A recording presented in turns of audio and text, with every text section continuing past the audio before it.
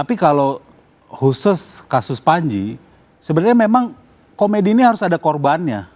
Mau nggak mau, tetapi memang yang paling aman biasanya orang menyela dirinya sendiri. Iya. Ya, mengkorbankan dirinya sendiri. Itu materi. Tetapi kalau dia mau punch, sebaiknya dia punch up, nggak punch down.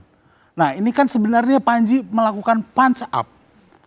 Gibran tuh posisinya oke, mungkin matanya ngantuk ya. Tetapi dia kan wakil presiden. Jadi mungkin di situ ada metafor. Kalau misalnya nonton secara detail show-nya Panji kan dia juga pakai gaya bahasa koreksio di situ. Gibran ngantuk ya. Sorry salah nada. Gibran ngantuk ya. Gitu kan. Artinya dari 1,5 jam Panji ngomong soal body shaming, kalau itu dianggap body shaming, itu hanya satu kata itu. Tetapi gorengannya memang berhari-hari. Nah ketika dikonfirmasi kepada Gibran sendiri, Gibrannya nggak tersinggung katanya ya. Apakah itu bagian dari pencitraan atau apa, ya itu urusan dia lah. Tetapi secara eksplisit dia menyatakan tidak tersinggung. Tidak tersinggung. Nah, artinya memang dalam komedi kalau dibilang komedi itu harus ada korbannya, harus Pak. Harus ada, kalau enggak kita jadinya ya itu motivasi ya, jadinya saling memuji gitu kan. Makanya kalau di grup lawak biasanya ada yang dikorbankan. Kalau di Sri Mulat misalnya Pak Timbul, itu kepalanya sampai dipegang-pegang, itu kakek-kakek loh. Kepalanya dipegang-pegang sama Pak Tarzan, karena dikorbankan, karena itu temennya. Nah, dalam stand up komedi ini kita mengorbankan tokoh. Dalam hal ini kan tokoh politik. Gibran ini kan walaupun umurnya masih di bawah umur ya, karena nggak lulus MK sebenarnya. Itu kan tokoh politik. Ya, walaupun anak Jokowi, yang disikat itu bukan anak Jokowinya. Tetapi dia tokoh politik, orang nomor 2 di bangsa ini. Artinya dia punya kebijakan, tahu nggak Bapak? APBN kita berapa? 3.000 triliun. Itu sebagian itu ada kuasanya di Gibran, berarti orang penting. Dia adalah pemegang eksekutif tertinggi bersama Prabowo saat ini. Nah orang penting ini dikritik kebijakannya dengan nada-nada yang sedikit ya menggelitik lah. Seperti itu kalau yang pasal yang tentang itu tadi ya. Bukan yang penistaan agamanya, penistaan Gibrannya gitu loh. Jadi menurut saya sebenarnya oke, kita harus membela kaum difabel iya. Tapi ini jadinya semacam pernyataan juga dari Bapak ini. Apa tuh? Berarti Gibran difabel? Bukan. Jadi gini, saya memberikan contoh Mas ya bahwa ini ada pembelajaran. Jadi laporan yang lahir ini kan ada pembelajaran juga bagi komika. Bahwa kemudian kalau kita mengambil materi-materi ya kan bisa kan, materi tidak harus seperti tadi bahwa punch up itu dilakukan lucu. Anda sering juga melakukan untuk gunjingan kepada katakanlah seseorang. Oh iya, punch up ya. Ya.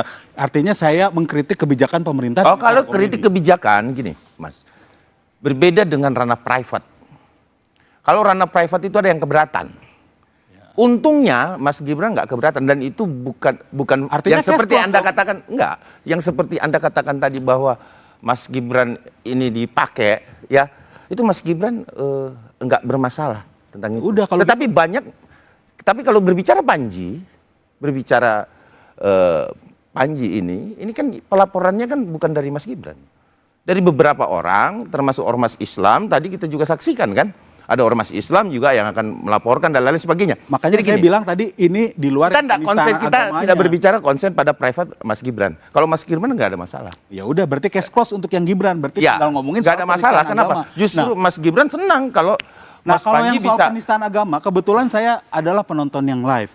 Kalau secara kata per kata atau verbatim, sebenarnya Panji nggak bilang, sholat itu nggak penting. Itu mungkin salah. Ya. Betul. Tetapi dia ngomongnya seperti ini. Ada orang yang memilih pemimpin dari sholatnya nggak pernah bolong. Jadi premisnya dulu kita mengerti. Dan dia tambahkan sebenarnya di situ. Emang nggak salah sih, tetapi apakah itu jaminan? Nah dari situ sebenarnya kan. Nah artinya harusnya kalau kita teliti kalimatnya, majas yang dia gunakan, harusnya ya ini tidak jadi masalah juga. Ya gitu. Itu pendapatnya. Tidak ada siapa? Abang tidak ini. ada penyelewengan ayat terkait persoalan ini nyangkut atau tidak, ini bisa dipidana atau tidak, Mas, itu kan perlu penyelidikan, Mas. Ya, ini tapi kan masuk dalam tahap penyelidikan. Menurut saya ini mengada-ngada karena gini, kalau saya sebut nama aja lah ya, ada politisi yang sebelumnya lebih parah loh Pak. Ya. Namanya Zulhas. Ketika dia melakukan kampanye, dia benar-benar memelesetkan taihat akhir. Tadinya begini karena ini pendukung 01 jadinya begini. Lalu gara-gara pendukung 01 itu amin, orang setelah Walaf Dolim nggak amin katanya. Karena ragu-ragu. Nah tetapi itu tidak diperkarakan. Saya tidak mau main what aboutism. Saya tidak mau bermain itu. Tetapi kalau ini diperkarakan dan ini tidak diperkarakan, padahal yang ini adalah lebih soft, udah pasti ini muatannya politis. Makanya berarti Panji adalah tahanan politik, Mas, gitu. bahwa ketika dan tidak boleh satu orang pun dipidana gara-gara masalah politik. Ya. Karena kalau Zulhas nggak apa-apa, Panji apa-apa, berarti ada muatan politik. Menurut saya, menurut keyakinan saya.